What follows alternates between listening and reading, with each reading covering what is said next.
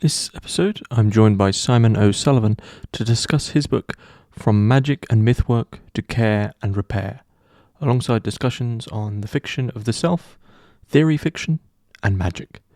I'd like to say a big thank you to my paying patrons and subscribers for making all of this work possible. If you'd like to support the podcast going forward, please find links for the Patreon in the description below. Otherwise, please enjoy. So, Simon O'Sullivan, thanks very much for joining me on Hermitix podcast. We are going to be discussing your book, From Magic and Mythwork to Care and Repair, which was published by Goldsmiths Press, I believe, this year, September this year. This is a book that is a collection of essays by yourself. I don't want to constrain or pigeonhole them too much, even though the title does some of the work there, but touching on a lot of broad, somewhat unknown, lesser known philosophical and esoteric ideas, what it is to be headless, occult in general, touching on occultism, theory, fiction, the relationship between philosophy, occultism, magic, fiction. Extremely interesting collection of essays. Thoroughly enjoyed the book. And of course, care as well. Care and repair is a key second section regarding this whole, I think, broadly, fiction of the self in relation to philosophy and magic. But so tell us a little bit about yourself, what it is you do, and the origins of these essays. Yeah, so, well, thanks, James. First of all, thanks for having me on. It's great to be here on Hermitix. I love the ones I've listened to, so happy to be part of your rostrum. Yeah, so I live in the southeast. I'm a writer, really, a writer and an artist and an academic. So kind of my writing practice, I've got a writing practice, I write every day, write bits of fiction, but basically scholarly academic books, articles. I'm part of a group called Plastique Fantastique with David Burrows and a few others, kind of performance fictions, we call it. And then my day job is at Goldsmiths. So I'm a professor in Department of Visual Cultures, I'm a professor in art theory and practice. And yeah, the book, well, I started the book during all the COVID years. So I was writing another book, actually. I was writing a piece of fiction. So I'd been head of department, actually, for 3 years. And after you're head of department, you get a year off. So you get a year sabbatical. And actually, there's no pressure, believe it or not, to do anything. So you don't have to kind of publish articles or anything like that. And I thought, okay, well, I'll try writing a novel or a piece of fiction. So I got up every day and did that. And while I was writing that, I started feeling that the themes that were coming up with the fiction really required essays. So as I was writing that, I started drafting some of these essays that you kind of mentioned around magic, writing, desire, fiction. And I did it in a slightly different way. I kind of didn't, usually when I write these books or these articles, I'll do quite a bit of research first and I'll map them all out. But with these essays, I just kind of, I think I say this in the introduction, I just had a theme or a kind of title even. And I just wanted to see what came. Mm-hmm. So that was one thing that was feeding to it. The other couple of other things was that I was teaching a newish course at Goldsmiths on occulture. So, broadly speaking, magical practice and art practice, or magical thinking and art practice. And I was sort of like putting together materials for that, I was kind of thinking about, and, in a way that fed in of the conversations with the students, that seminar, that fed into the book. And maybe a couple of other things you mentioned when you were doing an introduction about the fiction of the self. And I think the book was also my a desire to kind of map out the fiction I had of myself. I don't know how else to put that really, but to sort of lay it all out on a tabletop, open all the cupboards and see what's in there. And I think the idea there was if I could map that out and kind of understand that device that I would maybe be able to kind of repurpose it for other kind of means. So there was something around an analysis of the fiction of the self that I was, by doing these essays. And as you can see from the content, I did a bit of deep work going back to my own past in terms of tabletop role-playing games, or thinking about my history with Plastique Fantastique and performance, or my history with Buddhist meditation practices, but also thinking about sort of fellow travelers, different artists that I resonated with. So yeah, that was that was where the book came from. And then, and I don't know about you, James, how you work and stuff, but for me, it's always quite useful to have a sort of deadline. Yeah. So, and I approached a few publishers. Actually, what I wanted to do, I wanted to publish this book of essays, back to back with the fiction. I had this idea that there would be 12 essays, 12 chapters. They'd be about the same thing, but written in different registers. But well, getting your fiction published is another thing altogether, I've discovered. Yeah, I think the best art generally seems to be formed under some constraints. Maybe I'm sounding like a bit of a internal fascist there, but there's sort of this perhaps there's almost a bit of frustration actually when you do get a constraint and it does burgeon more creativity because of it, that we think we want this freedom, but the best creativity comes from this sort of undecided pressure cookers, which COVID very much was one, I think, for a lot of people. Is that why you think this maybe boiled to the surface during COVID? Is because I think that, gun to your head, have to deal with yourself. Yeah, I think you hit the nail on the head. I think in a way, there I was in my room, and COVID hit, and I mean, writing's like survival for me. I mean, kind of, I've got colleagues at Goldsmiths that say, "Oh, Simon, another book," kind of, and they're all like, kind of, "Oh, how come you're so productive?" Because I've written sort of 3 books these last few years, but actually, it's not really. It's survival. It's kind of, I get up in the morning and I write, and I think I don't know if you resonate with this with your own writing, but kind of for me, having a relationship with a long form piece of writing over a period of time gives me meaning. Gives me kind of a sense of a relationship with something that I'm producing, but something that also speaks back to me, and that relates a little bit to the themes of the book and to kind of art practice as well. But it's this idea that I write not exactly for self-knowledge, but in order, to survive, to keep going on, but also to get some information. Yeah. Well, that's interesting you said. I mean, one, I am completely on your. I'm completely with you on that. I mean, I've read a recent interview actually with Slavoj Žižek, where in one of his more personable interviews, one of the few moments where he's mentioned anything to do with his own psyche, we could say, he said exactly the same thing, that actually if there is anything he could put his finger on that is the meaning in his life, it is the fact that, and once again, there's also an extremely prolific writer, but there's sort of it's a bit of a paradox there, I think, because I also think in my own writing, when I look back, I sometimes, outside of a few exceptions where I can sort of pinpoint, I was doing a bit of different stuff there actually, but by and large, I look back at most of the stuff I've written, I think I just keep writing the same book. Yeah. So I'm changing, but I think this is I haven't strayed from some elusive singular idea that apparently is me, but I can't get away from, but I also can't really define it. Yeah. Oh, I resonate with that. I mean, kind of when I look back over my books, I kind of often feel there's a sort of theme, kind of a theme of the fiction of the self, or a theme of escape or freedom. There's something there that I can, it might be a book about Deleuze and Guattari, about the production of the subjectivity fiction and whatever, but, I can sort of say, oh yeah, there's me again. For that kind of way, looking for that other mode of being. But what I do, Jay, I mean, partly the thing about publishing these books is also keen to draw a line. So once they're done, they're sort of, in a way that allows me to put all that stuff in a box. It almost like clears the desk. So I don't know, I just seem to have ended up working like that, where I'll have a 5-year project and then I also resonate with that. I mean, I would describe it, not to sort of interject myself into your own book here, but I would describe it as an exorcism. And in fact, when I have an idea that is like lodged, that's how it feels, is if I don't exercise it, it's just there. And it's like, I've got to get rid of this, man. Not in some deranged way, but until it's down, at least as much as it can be on paper. Yeah, it's just this little sort of like parasite following you around and getting in the way, and you can't move on. Yeah, I think that's absolutely. I mean, I think that relates to kind of what I understand as myth work. Kind of there's a chapter in the book on sort of myth work and place, where I discuss the work of a couple of artists, Mark Leckey and Sophie Slade Johnson, and really, what I'm interested with them is the loops.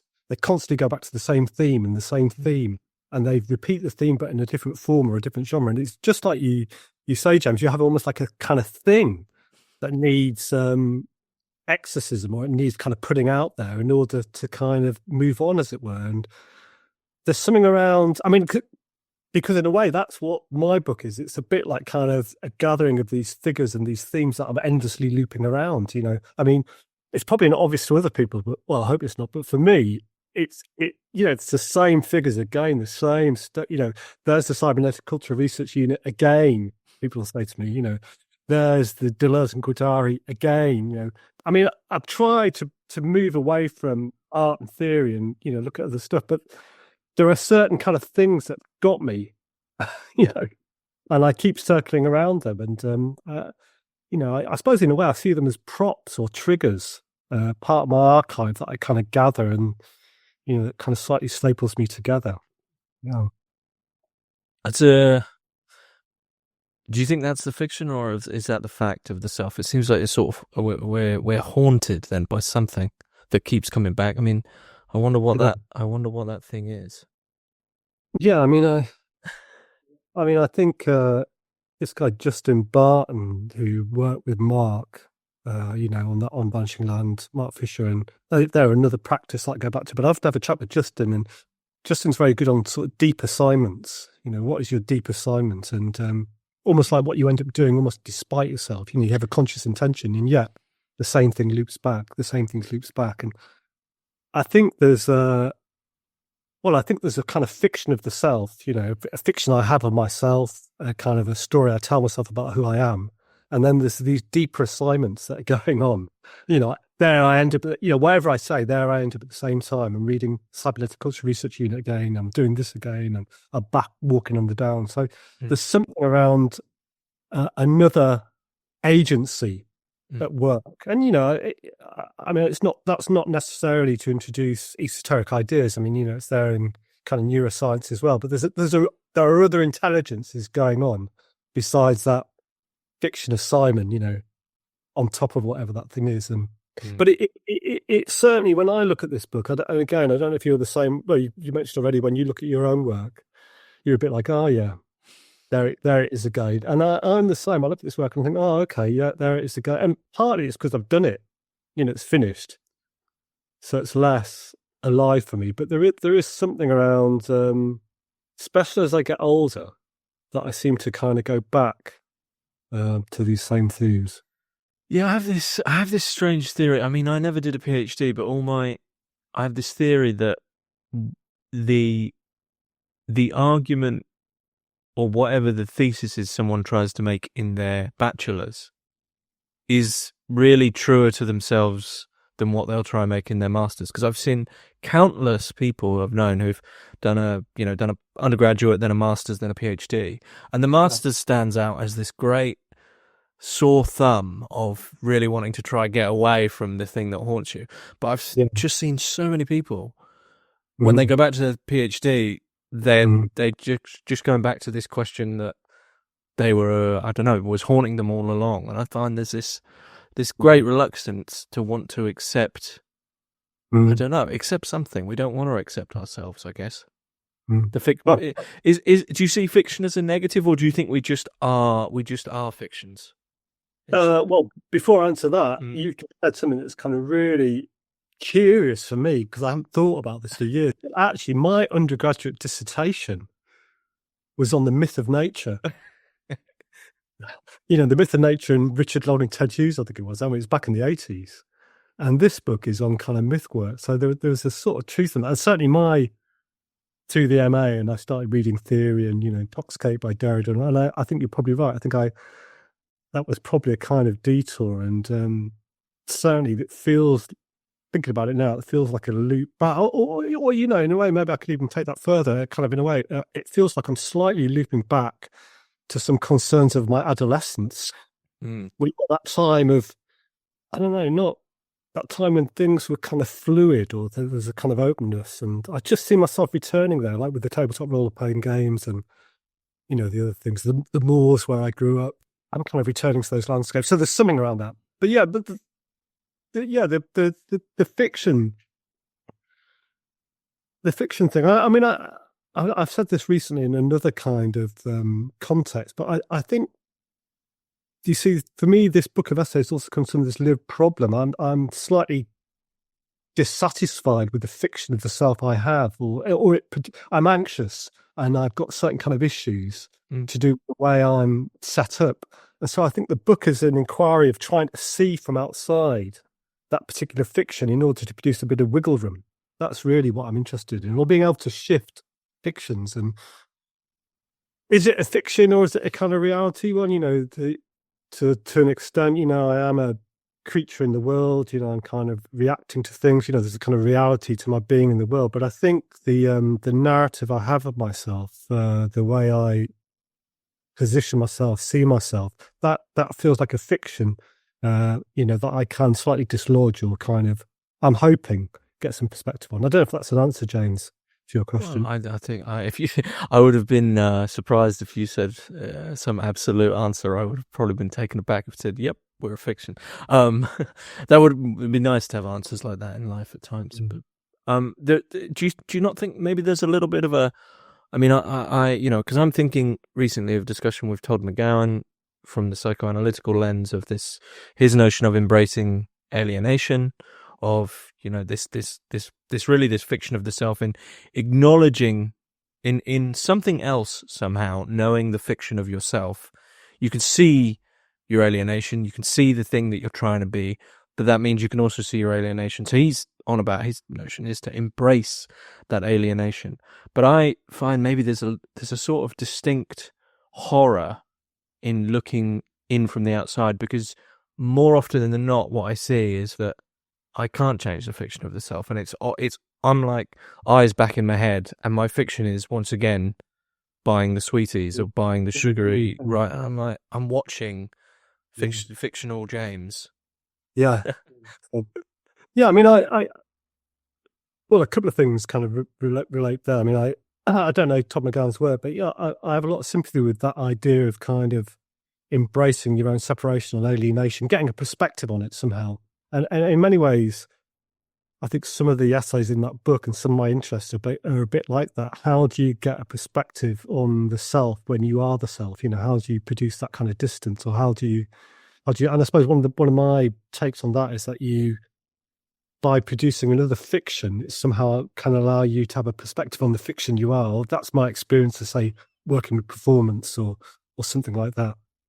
Yeah, in terms of dislodging the fiction style, I'm completely with you on that. I mean, I don't know whether I'm on a doomed kind of thing. I mean, one of the ways I thought about some of the essays, particularly in the second half, is, okay, well, what devices have allowed a slight shift?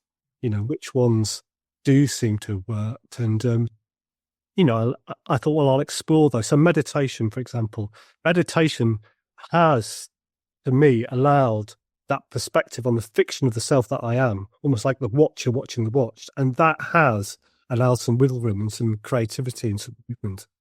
So that would be one of them. And another one is performance, bizarrely enough, particularly with Plastic Fantastique. There's something around stepping up and taking on an avatar or a character, whether it's kind of black hair or feather actor, which almost as a side effect gives you a perspective back on the fiction that you are.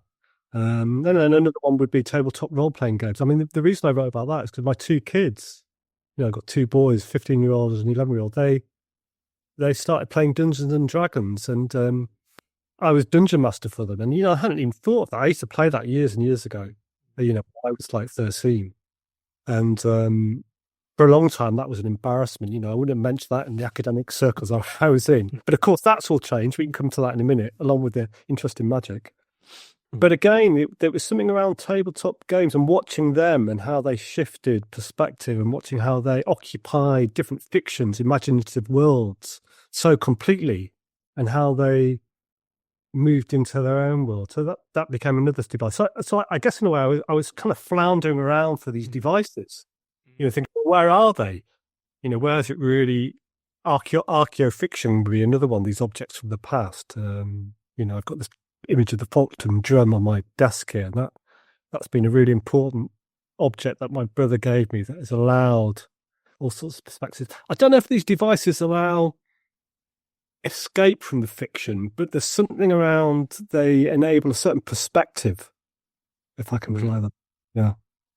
I agree with you. I mean, you can't go away from the fiction for too long, No, whatever the that's fiction is. I think that's uh, well, and the longer you get away from it, I think I start to probably now, you start to worry the longer you're away from it, because you think, I sort of see it as a bit of a the very rough analogy I use for the self and for, who one is really, in quotation marks.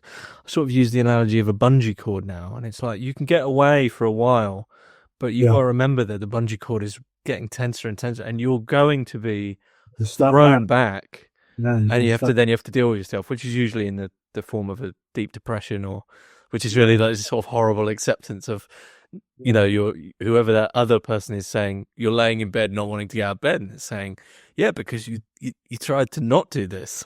Yeah, exactly. Yeah, yeah. I think that's right. I think in a way there isn't a kind of escape, and it is like when you just snap back. I think there's some kind of work that can be done. I think particularly around collective fictions. I think I'm thinking about the experience of Plastic Fantastique, where I mean, maybe this relates a little bit to, I know, one of your interests as well, Acifile and headlessness, but a sense of a sort of self-surrender. You put your head on the block.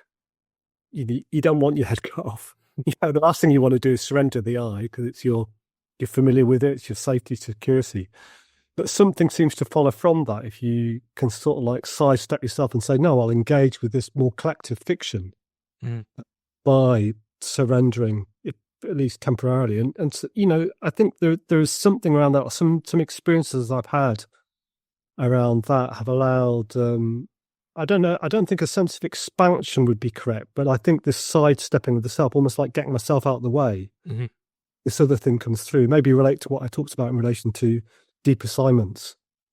But I'm not for a moment saying that's easy. And actually, I find it incredibly difficult. I mean, I don't know about, I don't know whether you do any collaborative writing or collaborative work, but it's very, very painful, especially if you're like me, a sort of like narcissistic, ego-driven writer.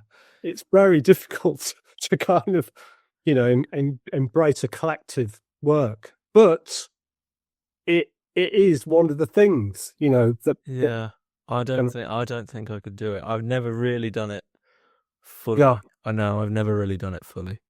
yeah. I'm working on one book with Aaron French, but we're doing separate chapters, right? Yeah, So, and that's like, that's as how do, I didn't. Well, I think in terms of what we've been talking about, I think my bungee cord would eventually spring back, and I would kind of regrettably take control. But I wonder if what we're talking around here is actually a vulnerability. Yeah. There's something there about being vulnerable and not wanting to be, but because this whole notion of not getting in the way of yourself is, I'm just fully on board, because what I think is my best, or at least most honest work, is when I haven't got in the way of myself. And usually, if I can just see myself getting in the way of myself, I can actually bring to the fore, I think, that's a little trait of mine I really don't like actually there. But then, once again, it's the question of what is the, Socrates would say, the daemon, or what is what's coming through? What's coming through? There's, yeah. Well, two things kind of wanted to kind of mention related to all that. The first one is just thinking about you and your, we're going to turn it around and talk about you, but your collaboration, and you're doing the chapters, and, that's as far as you want to go. But often the process of collaborative writing is painful. But actually, the finished thing, you realize, although parts of it you think, God, I'm ashamed of that or embarrassed about it, but there's a sense in which you couldn't have done that on your own. It's like a thing that's produced between the two of you. That is the thing for me, sort of the golden elixir. It's this thing that speaks back. It's of you, but not you. And I had that with this book Fictioning that I wrote with David Burrows at the Slade, and there's something around what you produce and how that kind of how kind of that speaks back. Now I've completely forgotten what the second part of the thing was you were saying. We're not talking about vulnerability. Well, I'm with you on that. I mean, in a way, increasingly I want to write from a space of vulnerability. I mean, not only because I think it's more real. What am I doing if I'm not being honest about my weaknesses, my vulnerabilities, and all that, but also because I feel that creativity is connected to vulnerability. I think there's something around being open and being willing to be with vulnerability that allows creativity to form. I mean, I think in a way that was hovering around that book on From Magic and Mythwork to Care and Repair, and there was about 10 essays that didn't make it into this book. And there was an essay on anxiety, there was an essay on addiction, an essay on illness, an essay on genetic sequencing. There was an essay on going back to there was a whole bunch of much more personal essays because they were part of the mapping out this fiction of the self. And in a way, I copped out. I kind of just thought, I can't publish this. I can't. I went about as far as I could. But when I think about it now, I think, well, what was that about? Why was I holding that stuff back? And because I do feel that turning around and acknowledging one's vulnerability, or going to those slightly darker landscapes, or those basement areas, I do think, to mix up my metaphors, that's where the silver's found. That's my experience. Not the gold. Just the no, the gold is in the books that you do together. The gold elixir, the silver's in the basement. Okay. Also, I feel, I mean, maybe change optic a little bit with that book. It came from this teaching, and I think even in the occulture seminars with the students, when we were able to bring some of that vulnerability onto the table, so we weren't necessarily talking about, what did Deleuze say about this, or what's this art practice? But when we were able to kind of show up, bring more of ourselves and put it on the table, as it were, then, some real work started happening. People, you could read it, you could feel it, when they did their little things, whether they were doing a pilgrimage or producing a fanzine or doing a photo essay, maybe it wasn't as kind of well written, but you could feel the kind of, not authenticity, but the kind of meaning there, that there was something that had come from being able to connect those materials up with their own sense of self and their vulnerability. So it's somewhere where I want to keep going, I think. It's, something that kind of, and, it's also connected to my own sense of vulnerability. I mentioned to you before we had the interview, this redundancy process I went through, my own struggles with mental health, physical health, in a way, I want to kind of put them on the table, I want to kind of be honest about those and see what that enables or what that allows. I mean, this is very, very Buddhist in a way, laying everything out, trying to get everything out and then seeing because it's interesting. You mentioned this idea of a loop earlier, this thing keep coming back around. And immediately I thought of, who is it? William Basinski, disintegration loops, right? So, you know of this? Not well, maybe. Keep talking. I think that's his name. Anyway, I think it's a somewhat infamous art project where he says, I am talking into this recorder, and he records that, plays it, and it's re-recorded and played and re-recorded, and eventually this clear sentence is turned into complete entropy noise. But that isn't happening with the self. What's strange is, as you're saying, you put your anxiety on the table, you're on it more and more honest, you get more and more out of the way of yourself in this loop, and yet there's still something that remains. This isn't just some chaotic destruction. No, it's definitely not. It's kind of it's about, I mean, the way I've often thought about it is it's about coming into relationship with the landscape of who I am. It's like laying out on the table, but looking at the different figures and objects that are on that landscape, including the sort of shadows and the stuff that I'm kind of less attracted to, but trying to kind of hold all that.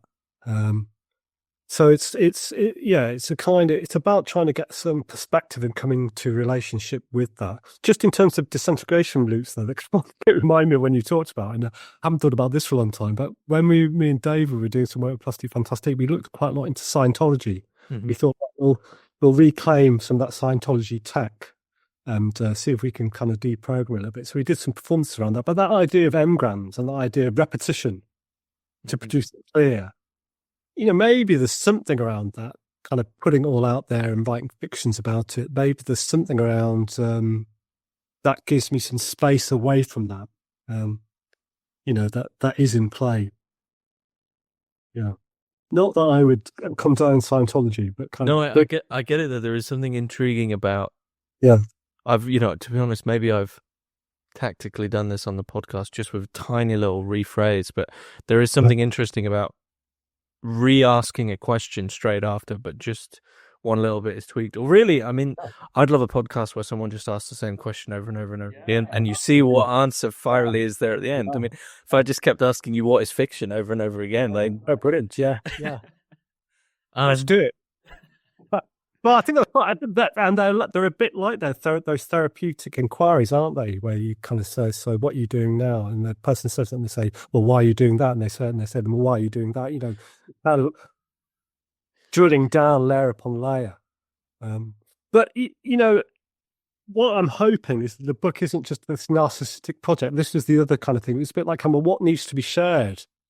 You know, I kind of, in a way, how can I make something from all this inquiry that not exactly that would operate as a manual? How can I make that field work that I'm doing, that kind of serious? How can I make it into something that will trigger someone else's myth work? And I suppose my gambit there, James, was that the way to do it is to be honest. You know, to kind of to speak to your own enthusiasms, to be honest about what you're doing, and hope that has if anything, an affective resonance. And someone else is triggered to do their own kind of work, really. Where does magic come in for you in that process? And I guess how do you define magic? Because it's not necessarily. I mean, there's little hints towards magic with a K there, but I think it's a broader definition of broader. Yeah, I mean the sort, you know, the magic with a K is in there, and you know, I've certainly done a bit of reading on Osmond Spare and Crowley and I think what I take from magic with a K is this kind of will to self-determination, you know, this kind of constructing the self or claiming a narrative.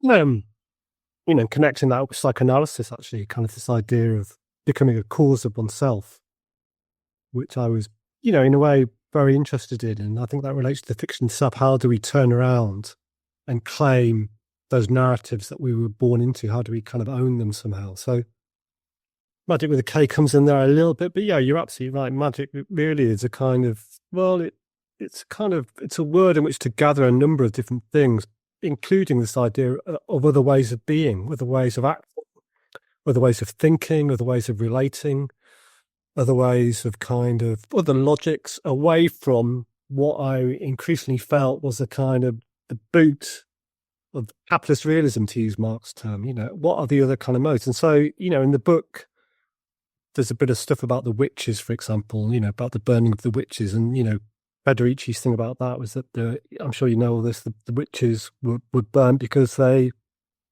were following a different way of life, you know, more communal, more matriarchal, where they were in control of their own bodies. And it was kind of a mode of being that was inimical to this new capitalist kind of mode of production coming along. So magic there was a different set of beliefs and practices and acts and so on. And I suppose, you know, that's what I became interested in, this idea that there are other ways of being, other ways of relating to each other, besides the one that is dominant. And I should also say in relation to that, magic also became a kind of interesting way to think about the production of these devices and these performances. So actually, in a funny sort of way, I became really interested in the grey area between magic and performance. Mm-hmm. You know, sort of the acting as if, you know, where it's not, you know, you act as if something's the case and then see what happens. And that seemed to be in play in kind of my experience with kind of performance art with Plastique Fantastique, but also in different therapeutic setups. I've been involved with group work and stuff. There was a kind of logic of as if. Mm-hmm. So I think magic became a term for that too, and then also a way to gather certain ideas around landscape. I mean, one of the key tropes of the book is around landscape and these external landscapes and how they relate to our internal ones. And I mean, you know, you'll know this because I know you're plugged into the landscape where you are, but how that kind of gets inside, and how there's something around that as well that's interesting. Yeah. Well, I think with landscape, for the way I see it, I don't know if you'd agree, but for me, it's a question of treating the things you see and the things you are around as food, and you're digesting it, right? In the same way that if you eat a load of junk food, you're going to feel bad. I often feel, sure, people in cities are they're still alive. They still seem to be there. But Yeah. what I wonder, if someone was eating lots of junk food, you would say that's going to have some effects on you. But no one really seems to question what it is to be, in a city, or equally in a rural location. Or maybe it is true that being by the sea all the time drives you a bit doolally, because you're drawing something in. You're being penetrated by the landscape. Yeah, I think that sounds absolutely right. Absolutely right. Kind of what you focus on, or what you kind of see, or what you digest. It's funny. It reminds me a little bit of kind of. I don't know if you know the work of Howard Slater. No. A really interesting kind of radical left, but also just a really interesting guy. But he did a podcast with a guy called Mattown recently. He's a lovely guy, Howard. But he talked about the importance of discernment. Being careful what you expose yourself to, and we know this, don't we, James? In a way, we're bombarded by the amount of stuff. We turn on the computer, and there it is, worlds upon worlds upon worlds. And the idea of discernment, or being careful about what goes in and what you interact with, I think is a real crucial thing, increasingly, actually. And maybe that relates to writing. When you've got a writing practice and you're writing a long form piece of work, you automatically discern. You automatically kind of look the things that will feed into that, and you make choices about not going the directions.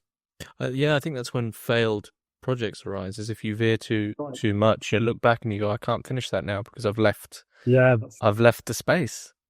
Yeah. Do you, I mean, just to jump back a little bit to what you're saying about capitalist realism, that mode of production, do you see writ large enchantment as a form of antidote against that, this world that we all inhabit now?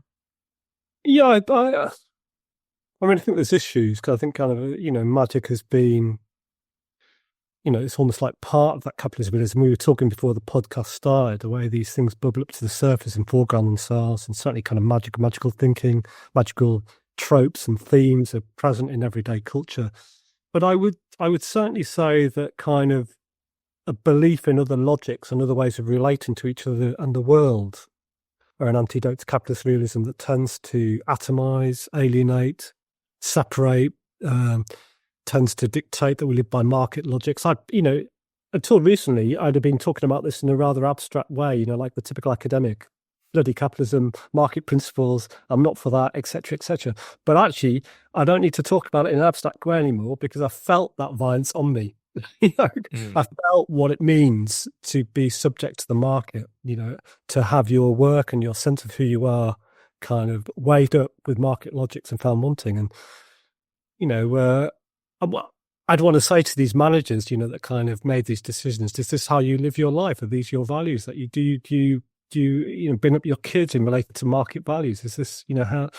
And I suppose, my sense is there's got to be another way. There is another way of kind of relating to each other, relating to the world, of kind of valuing. I mean, and in a way, I think, that's partly what a re-enchantment names, a certain kind of, well, maybe even just like we've been talking about landscape, relating to that outside landscape in a different way, or seeing it as kind of having its own kind of agency and its own kind of importance, relating to the non-human world more generally in a certain way, kind of seeing it as having value in and of itself rather than just extracting it.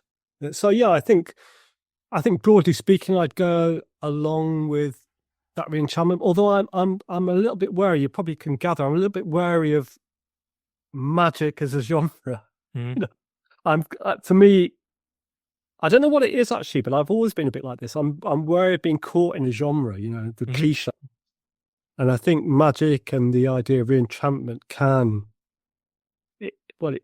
it can be a sort of genre, as can magical practice. And in a funny sort of way, I'm much more interested in those practices that don't call themselves magic.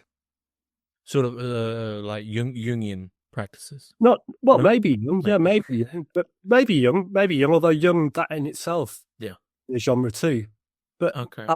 But yeah, I'm thinking more of kind of, well, art practices, actually, performance practices that wouldn't call themselves magic, but allow something to happen, some sort of transformation to happen. I mean, it's not a hard and fast thing, but it's more just my kind of sense that being between genres and being between these kind of different trains, for me, is a productive place to be. Funny enough, I've just, this isn't me kind of pitching my other work, but I've just got this other book coming out on theory fiction. Mm-hmm. And it's really on theory fiction, art writing, auto fiction, and machine writing. So it's on different kinds of writing. Mm. What was interesting in that book, looking back on it, not only was this idea of writing as performance as a kind of magical technology, but also slipping between genres. Yeah. That I found really, really interesting. I think this is what I was attracted to in those hybrid forms of writings, the way they were between genres, or they invented their own genre as they went. And I think that relates a little bit to this conversation we're having about magic and what is magic, and trying to sidestep genre and so on and so forth. Sorry, that's quite a lot to what was sayable. Well, my immediate question would be, what do you? Because I'm a big fan of theory fiction. Yeah. What do you think theory fiction can do that each respective camp can't? And it seems as well each respective camp is fairly usually speaks of theory fiction in derogatory or at least condescending terms. Philosophers will never, they were just having a bit of fun, and fiction will be, well, if you want to do that, if you want to write ideas, then just go write philosophy. Both camps don't really like it all that much. No. Yeah. I'm tempted to just ask you the same question, but if you're interviewing me, but I would be interested to know your answer. I mean, shall I give you my answer, and then you can kind of... you can. Yeah. But first of all, yes, completely. Philosophers with a big P would be like, well, it's not real philosophy what you're doing there. It's kind of some sort of weird fictional kind of thing. And yeah, fiction writers will say, I think as you quite rightly said, that's very wordy, very ideas-based. If you want to write real fiction, do it like this. But yeah, it's being between, isn't it? It's being between these two genres, if you can call them that allows this kind of flexibility around the border. But, I've got some more concrete things to say about it. I mean, one thing that appeals to me about theory fiction is the way concepts are dramatized. I love this. I love the way a good piece of theory fiction embodies or gives flesh to a concept, lives it out in a character, in a setup, in a scene. And so that gives the conceptual material more traction for me on the life, somehow. So that would be one of them. Another one would be the way it can play around with different points of view. So I like the way different theory, I'm thinking more of kind of some theory fiction that plays around with interspecies work, but it can, you can, a bit like science fiction can, but you can start playing around with points of view and other scales of perspective. Another one would be playing around with, different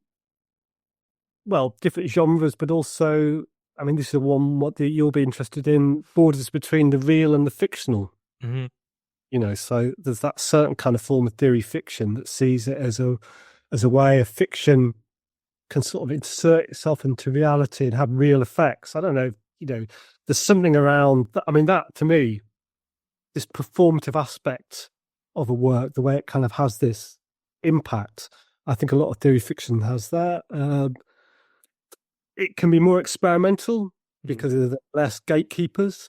There are less kind of transcendent enunciators trying to say what you should do. And, and then there's just the obvious stuff about kind of, because it's involved in different modes of production and distribution, it's away from certain gatekeepers. And that's a few, but actually there's quite a lot, I think, about that bringing together of theory and fiction, or the movement between the two of them, that means that it's a really alive and vivid, and when it's done well. Yeah. It can get caught in genres. Cyclonopedia more or less instigated a genre. Yeah. Donna Haraway's more or less done the same with her Camille papers that comes at the end of Staying with the Trouble. There's a sort of, but actually the ones that come after aren't necessarily worse. Sometimes they're better, but it can get caught in a genre. But I think generally speaking, there's a kind of openness and a play and a giving life to conceptual materials that I kind of resonate with. Do you know what, James? I knew you were going to ask that, so I've been looking at my little notes there. But do you want to add anything? Well, while you were saying all that, I'm in complete agreement with you. But I'm thinking back to when I wrote my own theory fiction on a methodology of possession, a book on Nick Land and his philosophy. Well, I didn't know you'd done that. It's fun. I'm not very good at marketing. Well, well, I think back to it, and I'm in agreement with you that for me, when I study philosophy, I think one of the things, I'm not big on secondary texts in philosophy. I'm not very big on, unless someone really struggling pragmatically just with understanding what an idea means. I always advise people, don't really go to secondaries. If jump straight to primary sources, largely because they're far more alive. This is someone you can tell who's really sat, the gall to sit down and go, right, I'm going to work out what truth is, or, the gall for Kant to sit down and do Critique of Pure Reason or whatever it might be. And so, for me, reading philosophy, there's always the experiential element of someone in the background, like struggling. Nietzsche, is the clearest example of this. If you can feel that there's someone truly struggling with philosophical problems here or concepts. And, when I wrote The Methodology of Possession, that basically was my ultimate exorcism of being so deep in the work of Nick Land for 2 years that I almost sort of went semi-mad, and putting it down into paper, because to write, Land especially, this would have just be a really silly thing to do, but to write, the Philosophy of Nick Land book that explains his philosophy, I remember thinking that would be such an oxymoron. You can't do it. And I think there's a lot of philosophers like that. If you sit down and say, I don't know, even maybe the philosophy of Schopenhauer, these are very alive ideas. And so it was more about, in the same way that Land wrote about Bataille, it's less this is what I think of their philosophy. This is what happens when you are possessed by their philosophy. And I think that, for me, is what theory fiction can do, is to say, look, you can go read the ideas yourself, but here's maybe your warning or your optimism. This is what happens when you engage experientially. And maybe at times that's even more important for me, to be honest. Yeah. Well, I've got a question for you in relation to it, man. I don't know your book on Nick Land, but I do know Nick Land's book on Bataille. Yeah. And you're absolutely right. Well, he that's how he sets it up, doesn't he, really? How do you write a book on Bataille? You can only write it like this. And so he goes ahead and does it and all that stuff. But I suppose that question for you is it's not a question, it's more like a kind of inquiry. So where's the fiction there? Well, I suppose Nietzsche invents Zarathustra, doesn't he? Is this character that will live out certain concepts. But in your book on Nick Land, where's the fiction? Did you invent a character there? What's the kind of... I think you can't get away from yourself. So the character was largely, the protagonist is largely me. And I think what was happening conceptually in my inner world is at times, being dramatized in events. Certain approaches to philosophy that I saw in Land's work were then dramatized. For instance, Kant in it is an old theme park robot. It was attached to the floor, and Land appears as a sort of demon. I see. Yeah. So it's, you can say, oh, you're just reading philosophy, but that I think was what was truly happening. That was more real. So but it's interesting, because then it's the question again of what's the fiction. in a very banal, asinine sense, you could say, well, much of the plot is fiction. Yeah. But internally it wasn't. Certainly wasn't. No, it was an account. It sounds like it was an account that was kind of more real. Well, same as let's turn away from what I now consider basically juvenilia, unfortunately, but it's still out there it is getting translated into Spanish actually by Aurora Editions, so a bit of a plug there. But to go to Land's book on Bataille, for instance, what's the fiction there and what's reality? I would say that it's more real, right? Yeah. Well, but before we get on to kind of Land's book on Bataille, it's an achievement to write a book. So I think, I'll have a look at your book on Nick Land, because I think in a way, juvenile or not, it's an achievement to kind of write a book and to write a piece of theory fiction where you're inventing the genre as you go. I think that is a real achievement. So I don't think you should put yourself down, James. If you've managed to do that, that's brilliant. And I'm going to plug my own theory fiction, The Ancient Device, and say that in a funny sort of way, it's similar but different. That involved the proliferation of avatars that lived out certain kind of ideas or desires. So it was another sort of device. But Nick Land's book on Bataille, I mean, I was at that conference on Bataille, back in the early 1990s in the Packhorse pub in Leeds. Mm-hmm.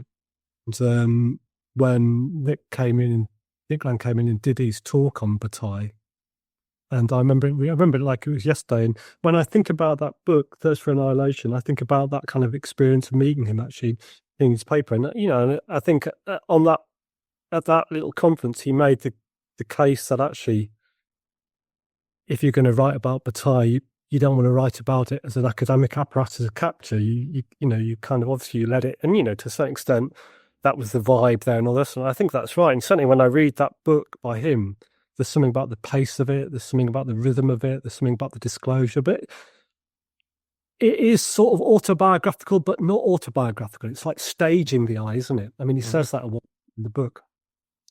So yeah, I mean, without a doubt, it's it is the book on Bataille, isn't it? Yeah, absolutely. But there's also something interesting you said there about it being biographical, but not, because it reminds me of something biographical thing about J.G. Ballard. Because he's writing, he's writing Crash, he's writing all these kind of very transgressive novels, and so people who were literally transgressive would often turn up to his house, finding this, very middle class man with his family in a very nice kind of twee rural location, and be very surprised, they didn't find William Burroughs or whatever shooting up heroin. And I think a couple of times he had to explain to people, well, my book is what I write is my way of doing that. And so with the Nick, my own book on Land's book on Bataille, my own book on Land, I mean, it's very much that is the fiction of the self finally getting to do what it wants to do. I think you're sort of giving the fiction of yourself a little playground for a while. And if I didn't give it that, maybe I would have actually caused some real material damage. Yeah. I mean, I completely go along with that. Kind of, the book has its own life. The book is its own thing. I mean, to make that kind of category error that when you read someone's book, that's who they are. That's not the case. A book is a project. You do a bit of writing. It's kind of staging. I mean, but generally speaking, I think that's right. I think a book isn't an account of a life, and it shouldn't be thought as much. Even if it's an auto-fiction, it's doing something else, really. I think that's right. So we've sort of gone into these dark avenues, a lot of magic, a lot of fiction. Where does care come in? Care was partly coming out of my retrospectively, it was kind of my own kind of realization that kind of care was important. My own self-care, care for others, care for the world, and also repair. One of the ways I think, when we talked about magic and self-determination and claiming yourself, another way I thought about that was Lacan's idea of the synthome, this pursuit that you might do that stitches you together. It's got this idea of a creative pursuit that repairs the self. And so I think I became interested in different practices that might be involved in this idea of care for myself, care for the others, care for the world, but also repair.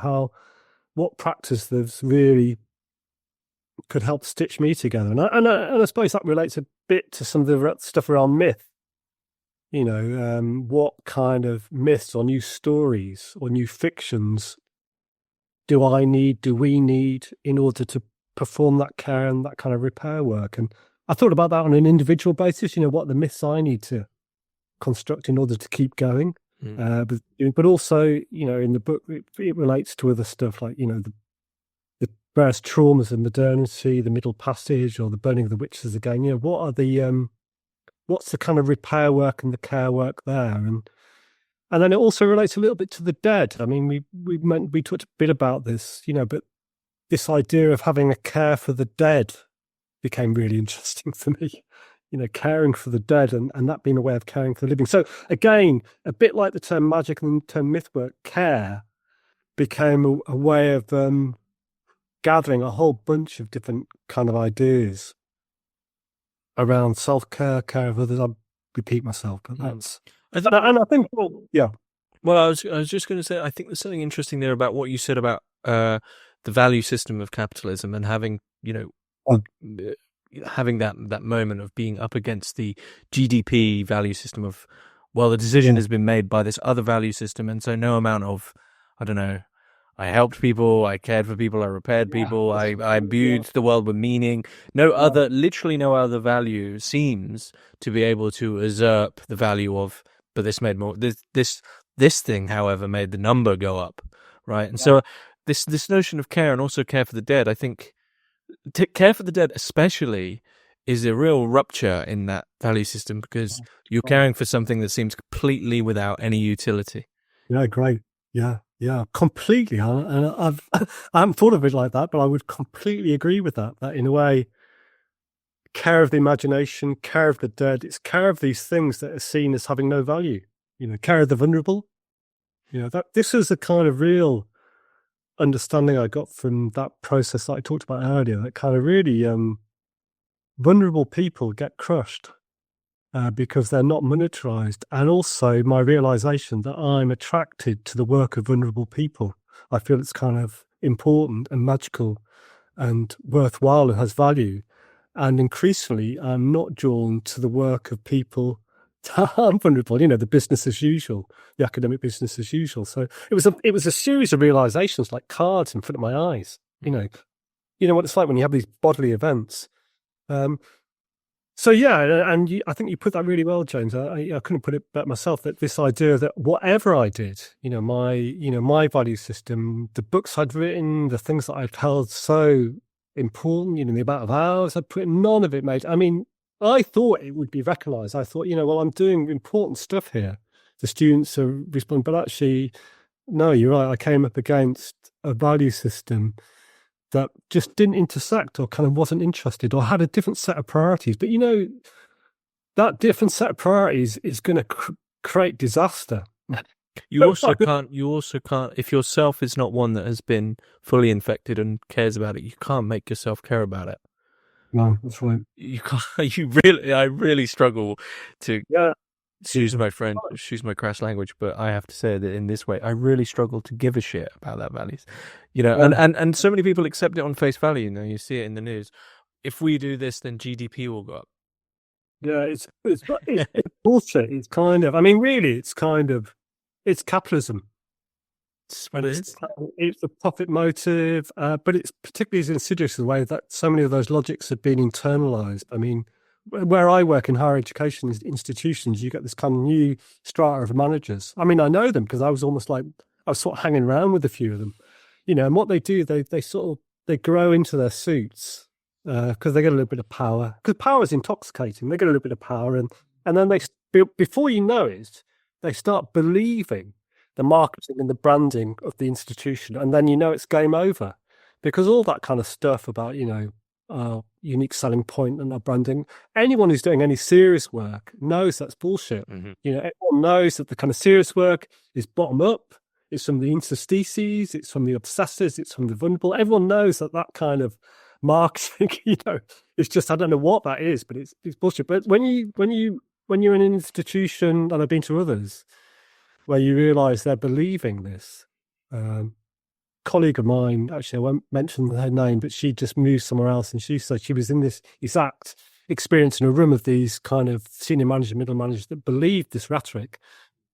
And you're in kind of real trouble. And you're no longer talking to humans, really. No, you're not. Exactly. You're absolutely right. You're talking to You're talking to people that have internalized that market logic and making decisions. And I don't know how they function. I mean, it's like you said, when you're not completely affected by that, it's very difficult to work out what that is. How do they go about their life? How do they deal with their own vulnerabilities? What is that? But what I do know is that if I've got any time left in the academy, I will do everything I can to promote the values that I feel are important, the meanings, and that will be around the vulnerable, that will be around the disenfranchised, that will be protecting the interstices, that will be by writing things that are kind of real. And I will spend as little time as I can with what I think is just empty rhetoric of branding and marketing, which I don't think gets anywhere. So we'll see where that leads me. But yeah, I lived this year, and in a way, pulling back a little bit, I think, it's great to talk all this through, because I think that book, From Magic and Myth Work to Care and Peril, I don't think I'd set out to do a book that explored that different value system. I wouldn't have even thought to put it like that. But actually talking to you now and thinking about my recent experiences, I think that's what that book is a sort of fumbling attempt to do with the little bits of fiction that comes in, the role-playing games, the thing about the ill and the dead. There's something about trying to map it out and sort of pitch its importance. I think that's what I was doing. A book of glimpses into different ways of being. Yeah, I think that's absolutely fair enough. I think that's absolutely right, and hopefully offering some trigger points or some prompts or some props that people might pick up and use elsewhere. I mean, I think, for example, you mentioned your own book on Nick Land, and hearing you talk, clearly Nick Land's book on Bataille worked as a trigger for you. And I think there's something around, if one can produce books that kind of produce that momentum in someone else, produce that affective resonance, so they go off and do things. I think that's kind of it's a noble aim, and that's certainly something I'd want to kind of do as much as I can. Do that rather than writing what I feel should be written. This is the key, to write what's of you, what's urgent, what feels important, rather than what you feel should be done. Yeah. Is there anything you'd like to add about your book? Is there anything I want to add about my book? No, only that it's just been a joy talking about it. Because, I think I said this too early. You write these things, you spend a few years doing them, then you put them out. You never really know. If you're lucky, you get a couple of reviews, which is good for the university metrics and stuff. But the reviews are always, also because of how publishers work, there's that huge gap of time between you, Sativ, and so it's this lost little time. Odd. But what you really want when you put a book out is engagement. You want someone who's read it. You want someone to read it, and like you've read it and read it carefully and you've read it very generously. I really appreciate that you've not thrown any massive curveballs at me. I mean, this is something the Academy loves as well. But I'm more open about saying this now. I don't think debate, criticism, or people say, why don't you push your guests more? I just think it's unproductive, bordering on cruel for the sake of clicks. Yeah. I just don't think I've never seen anything good come of it. No, I think that's right.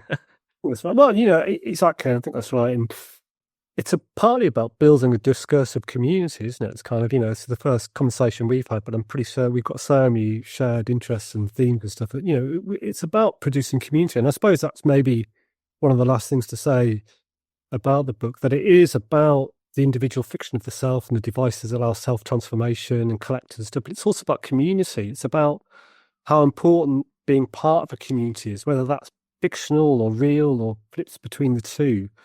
And I suppose in a way, if that book starts gathering a community around it, then I will be pleased, in a way. Or another way of saying it is, if a kind of scene around some of the themes forms, scene of the vulnerable, of the ill. I mean, David and I are working on this sequel to Fictioning, and we're going to call it, the non, the ill, and the dead, trying to produce these themes or collectors, which I think is partly to do with protecting those spaces and those kind of different constituencies. But yeah, no, I don't think anything else, James, except to say thank you. I mean, it's like, well, it's just so nice to be engaged with. I mean, it's flattering, and you've been very generous. And what I'll do is I'll get your book on Nick Land, and we can do a podcast and talk about that. I'd like to do that, because I haven't looked back on it over. Have you not? Okay. Not for a while now. So it'd be interesting to do that. We could do one on that. We could have a look at that. I mean, I certainly, I've read a lot of his writings too. So I'll be interested to look at what kind of writing you felt was appropriate and adequate to that corpus of work. Okay. I'll be interested to see that. Where can we find your own work? Do you have a central site? You can get the books on the usual places. The Magic and Mythwork book is kind of Goldsmiths Press, but I've got a website, simon-o'sullivan.net, but I just got my bits of writings on all the rest of it. And I mean, I should say that book, Magic and Mythwork, is one of three. So the other one was The Ancient Device. It's the fiction I mentioned. And then the third one, which is just out, is the On Theory fiction book. So they're of a piece, funny enough. They're all kind of about performance, writing, and landscape, I think, are the three themes. So, yeah, I mean, Google them, but also, www.simon-o'sullivan.net. It's great. I felt that I've not been on the podcast. I felt I've been in a little room with you talking.